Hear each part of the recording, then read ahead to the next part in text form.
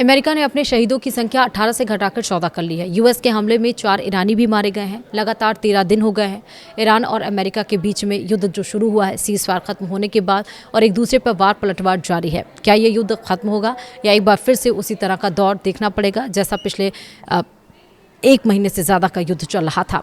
नमस्कार, आप देख रहे हैं न्यूज़ 18। मैं हूं आपके साथ श्रुति श्रीवास्तव। अमेरिका ने लगातार 13वें रात भी ईरान के सैन्य ठिकानों पर हमले जारी रखे हैं। अमेरिकी सेना का कहना है कि कार्रवाई का मकसद IRGC से जुड़े खतरों को कम करना और समुद्री व्यापार की सुरक्षा सुनिश्चित करना।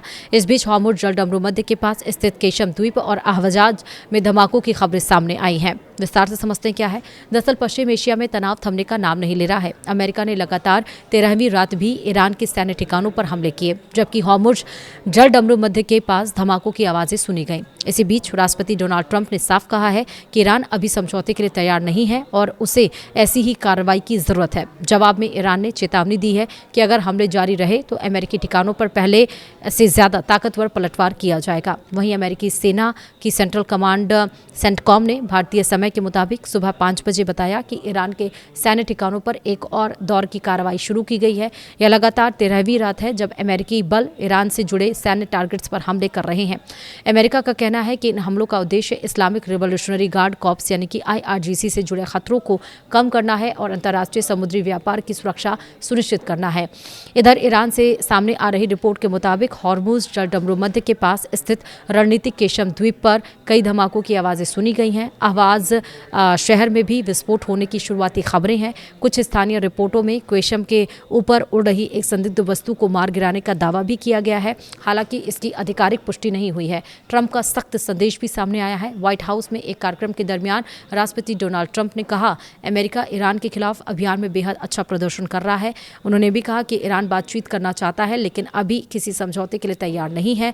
ट्रंप ने दोहराया है कि ईरान को किसी भी कीमत पर परमाणु हथियार हासिल नहीं करने दिया जाएगा। वहीं ईरान ने भी और बड़े पलटवार की चेतावनी दी है। जी हां, दूसरी ओर ईरान की संसद के स्पीकर, विदेश मंत्री और अन्य सैन्य अधिकारियों ने संकेत दिया है कि अगर अमेरिकी हमले जारी रहे तो जवाब पहले से ज्यादा सख्त होगा।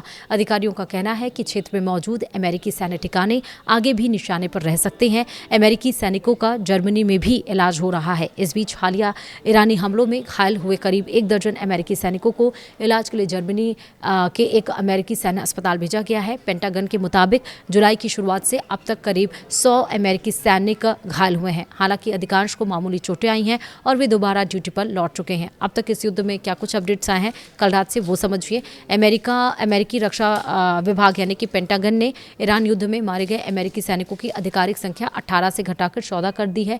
द न्यूयॉर्क टाइम्स की रिपोर्ट के मुताबिक यह बदलाव गुरुवार को पेंटागन की कैजुअल्टी वेबसाइट अपडेट किए जाने के बाद किया गया। रिपोर्ट में 3 सैन्य अधिकारियों के हवाले से कहा गया कि 4 सैनिकों के नाम आधिकारिक युद्ध मृतकों की सूची से इसलिए हटाए गए हैं क्योंकि उनकी और अमेरिकी राष्ट्रपति डोनाल्ड ट्रंप की ओर से अप्रैल में ईरान के साथ युद्ध विराम की घोषणा के बाद हुई थी। हटाए गए सैनिकों में first lieutenant Trial James Feehan, sergeant Angel S Rampersad और प्राइवेट इसाबेला गोंजालेस और सार्जेंट माइकल एमेनुअल स्विंटन शामिल हैं।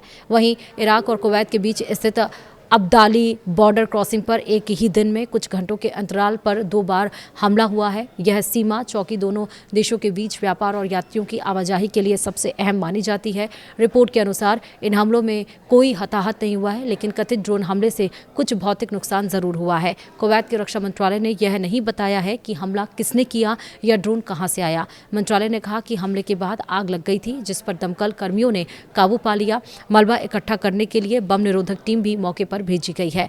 वहीं ईरान के विदेश मंत्री अब्बास अराक्ची ने चेतावनी दी है कि किसी देश की जब्त की गई सरकारी संपत्तियों का इस्तेमाल भविष्य के दावों का भुगतान करने के लिए करना पूरी दुनिया के लिए खतरनाक मिसाल बन सकता है।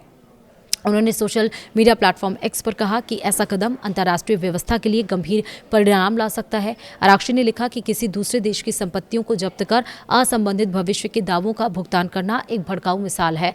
उन्होंने ये भी कहा है कि जो लोग ऐसे फंड का जश्न मना रहे हैं या उससे लाभ उठाना चाहते हैं, उन्हें याद रखना चाहिए कि अगर सरकारें संपत्तियां जब्त करने को सामान्य बना देंगी तो किसी की भी संपत्ति सुरक्षित नहीं रहेगी। वहीं द न्यूयॉर्क टाइम्स की एक रिपोर्ट के मुताबिक ईरान ने अमेरिकी राष्ट्रपति डोनाल्ड ट्रंप के युद्ध विराम प्रस्ताव को खारिज कर दिया है। रिपोर्ट में दावा किया गया कि यह प्रस्ताव इराक के प्रधानमंत्री अली अल जायदी के जरिए तेहरान पहुंचाया गया था। यह घटनाक्रम ऐसे समय आया है जब संक्षिप्त युद्ध विराम के बाद अमेरिका और ईरान के बीच तनाव फिर बढ़ गया है। रिपोर्ट के अनुसार ईरानी और इराकी अधिकारियों ने नाम न बताने की शर्त पर कहा है कि अली अल जायदी के तेहरान दौरे के बाद गुरुवार को ईरान ने इस प्रस्ताव को अस्वीकार कर दिया। अधिकारियों का कहना है कि मध्यस्थता की यह कोशिश उस समय विफल रही जब ट्रंप ईरान के खिलाफ सैन्य कार्रवाई तेज करने की चेतावनी भी दे रहे थे। रिपोर्ट में कहा गया है कि ईरान हॉर्मुज जलसंधि पर नियंत्रण के मुद्दे को अनसुलझा छोड़ने वाली किसी अस्थायी समझौते के लिए तैयार नहीं था। वहीं रेड सी में हूती हमलों के बाद से समुद्री आपूर्ति को लेकर चिंता बढ़ गई है और चिंता जो बढ़ी है उसके बीच शुक्रवार को कच्चे तेल की कीमतों में हल्की गिरावट दर्ज की गई है, लेकिन पूरे सप्ताह के दरमियान दोनों प्रमुख बेंचमार्क में मजबूती बढ़त बना रही है।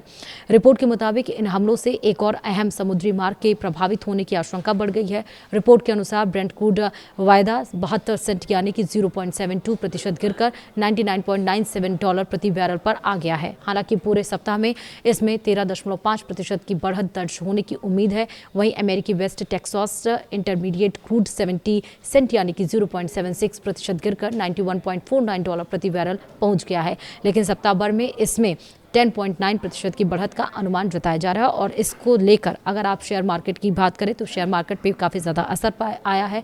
ये 5वां दिन है लगातार शेयर बाजार बियरिश के साथ यानी कि लाल निशान के साथ खुला है। आज भी निफ्टी और सेंसेक्स अपने ऊंचे मानकों के कम दर से खुलता हुआ नजर आया है और तमाम तरह के फैक्टर्स FIIs इसमें इंपॉर्टेंट है, DIIs इसमें इंपॉर्टेंट है, क्रूड ऑयल सबसे ज़्यादा इंपॉर्टेंट है और ईरान और अमेरिका की जो वॉर छिड़ी हुई है इससे ज़्यादा इंपॉर्टेंट और कुछ भी नहीं है, क्योंकि इन्वेस्टर्स को सिक्योरिटी चाहिए मार्केट में और इन्वेस्टर्स डरे हुए हैं। तो इस वजह से खाली जो युद्ध का असर है वो क्रूड ऑयल के साथ साथ यहाँ शेयर मार्केट में भी साफ तौर पर दिखाई दे रहा है।